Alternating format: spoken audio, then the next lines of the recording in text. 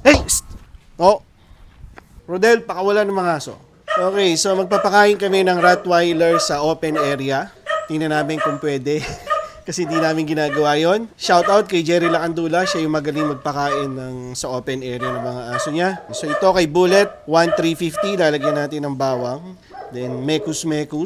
Kay 6, 1 kilo. Lucy, 1 kilo. L, 900 gram. Okay? Okay mga amo, sasagutin ko na agad ang unang tanong sa comment section. Ang bawang po ay safe sa aso as long as gagamitin mo to ng kurot lang sa bawat meal ng aso mo. Para saan ang bawang ay ililink ko na lang yung old video ko dito sa comment section para panoorin ninyo. So ito nga no, ang original plan ay lahat ng 4 kong Rottweilers ay off-leash, pero dahil sa inaasal ni Bullet na binubulog niya lahat ng mga babae, ay nag-decide ako na i-leash muna lahat sila. Syempre mga amo, lahat ng bago ay mahirap kagaya nito. Mukhang kaya. Hey! Psst! Hey! Psst! Psst! Hey! Kakainin. Hey! Psst! Oh!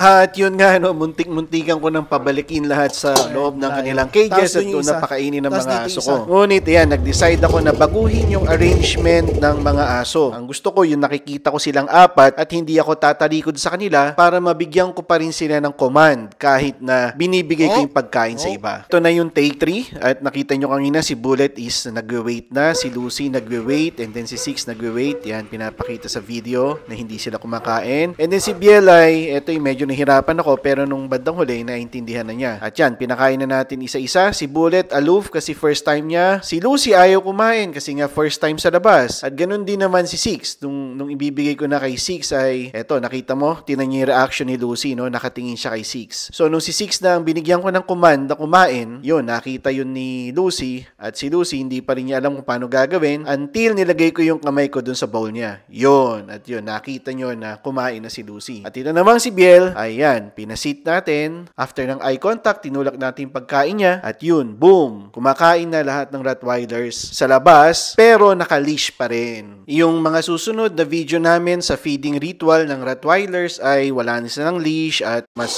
disiplinado na sila. So ito yung objective namin sa lahat ng mga aso namin dito sa farm. Napakagandang tingnan pero napakahirap gawin. Ganun talaga, ang alam ko naman eh, kaya namin gawin to. Kailangan lang namin ng mas maraming practice at mas maraming pasensya at mas maraming kalmadong energy. Kaya mga amo, abangan ang mga susunod na kabanata at salamat po sa panonood.